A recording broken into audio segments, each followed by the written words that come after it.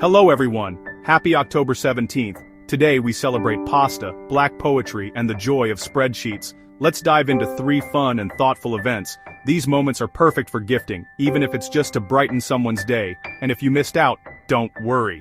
More exciting celebrations are coming soon. Stay tuned until the end of the video for all the details.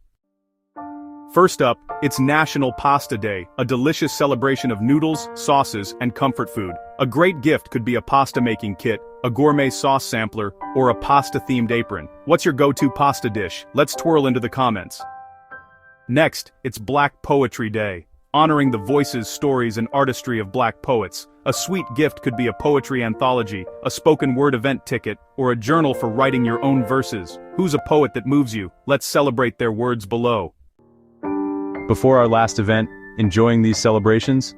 Don't forget to like this video, subscribe to the channel, and hit that notification bell so you never miss more amazing content. And hey, share this video with friends, they'll thank you later.